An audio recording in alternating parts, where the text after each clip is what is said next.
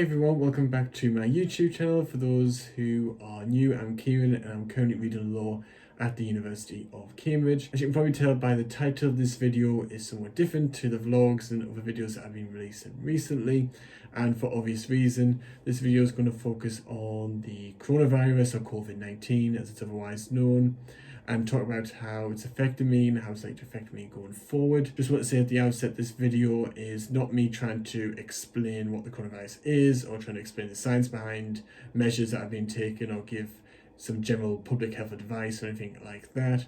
Maybe just talk about my experiences, but I will link in the description below those who are covered by the NHS website, so you can look at the advice that's given on there. But of course, depending on where you're watching this from, you'll be covered by your own health system. So this is just about my experiences. So just to give you an idea of where we are at the moment at the time of recording, I'm recording this on the 20th of March 2020. The plan originally, before developments came with the coronavirus, was that I would stay in Cambridge, stay at Homerton College, the college I'm a part of, for throughout the duration of the holiday period up until the new Easter term. And that would be an opportunity for me to get on work, revise for the exams I would have in Easter term. So that had been the plan, nights had been booked, etc. Everything had been sorted. But then over the past few weeks, there's been obviously significant developments with the coronavirus that's now affecting everyone, no doubt will be affecting you, and it's certainly been affecting the UK in the last few weeks or so. And so plans have had to change as a result.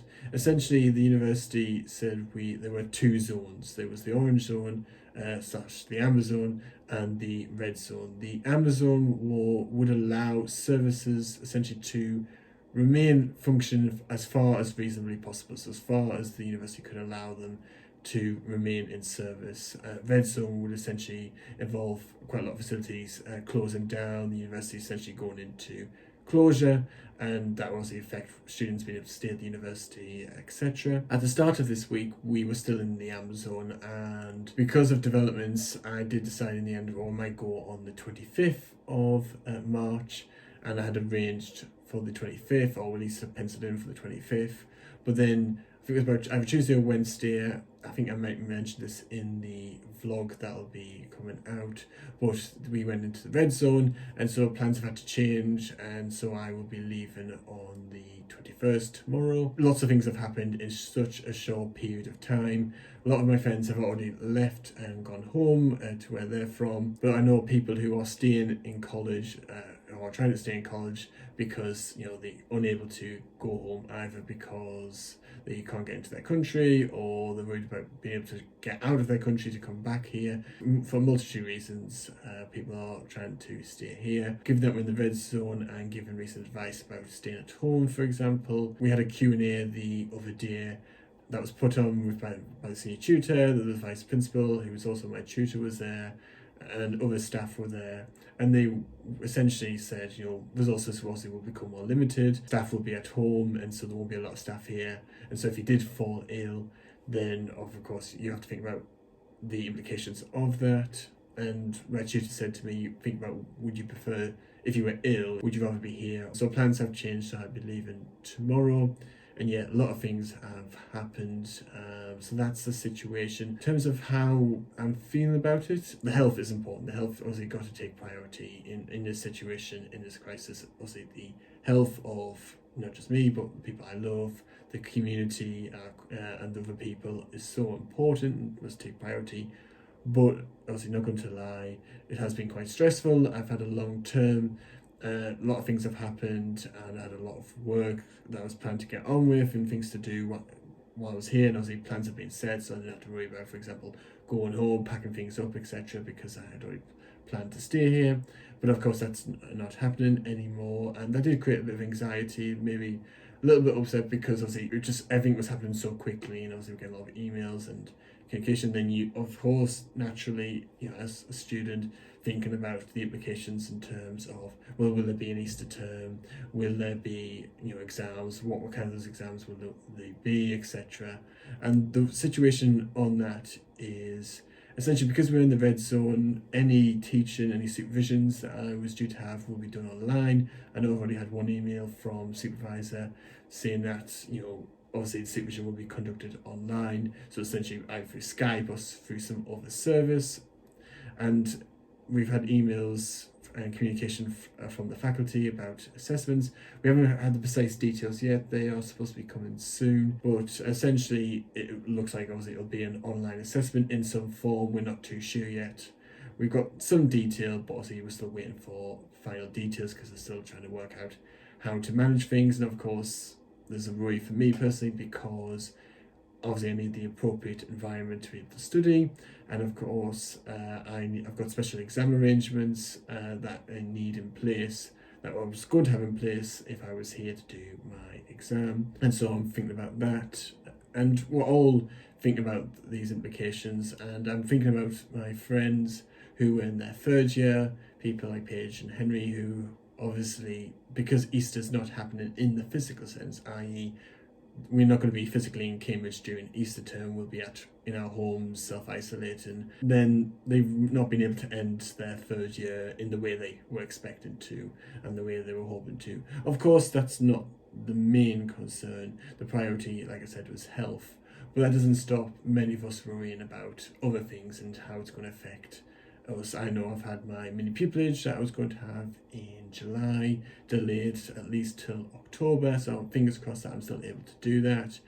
And of course, I had plans for the summer, plans for other things. We all had plans. We've all had plans that have had to be cancelled or postponed, derailed, etc. And so it's a difficult time, and it's also a bit of a worrying time as well. Then what it means going forward, of course, is tomorrow I will be home.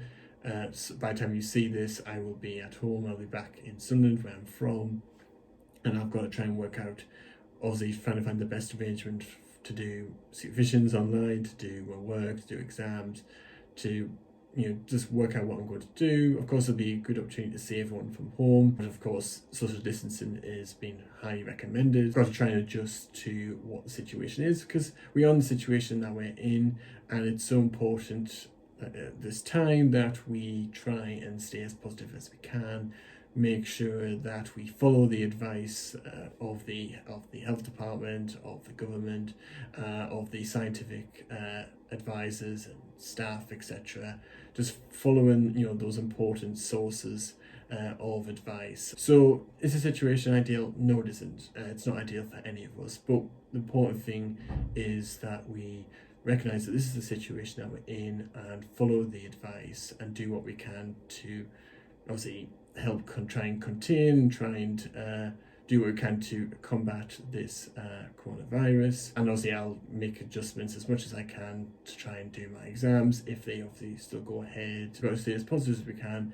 It's an opportunity obviously to see our families. It's an opportunity to get things done because the time's going to be more available, so we can try new things. So yeah, it's an opportunity when you're isolating to try something new, try reading a book, or try learn a language, or just give yourself an opportunity to relax, be with your family, be with your loved ones, but also keeping everyone safe as well, and just make sure you're following the advice. So I just wanted to talk about what the situation is, how I'm feeling about it.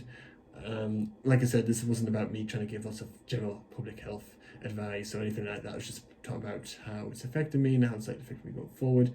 I'm hoping that third year obviously will be, by the time I get into my third year, that I'll be able to be back here in October.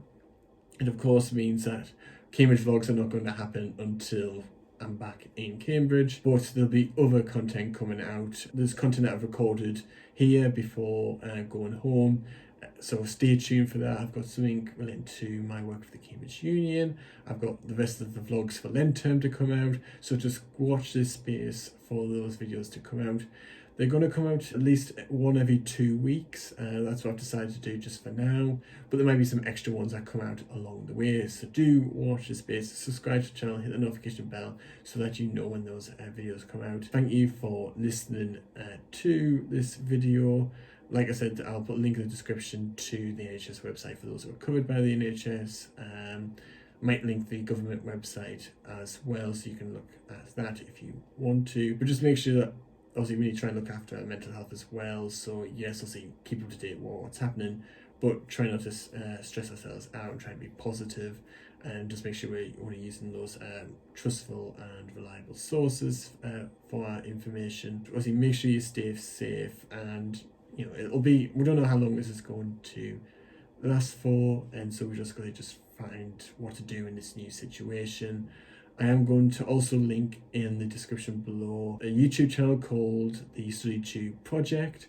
This has just been set up very recently, and it involves lots of different Studytubers you might be familiar with: Paige, Jack Edwards, Ruby Granger, Unjaded Jade, Eve Cornwall. All of these famous Studytubers, these famous YouTubers, have decided to come together to put a channel together and do videos. They've just released one today at time of recording about sign language, which I watched and I found that really interesting and quite useful and quite informative.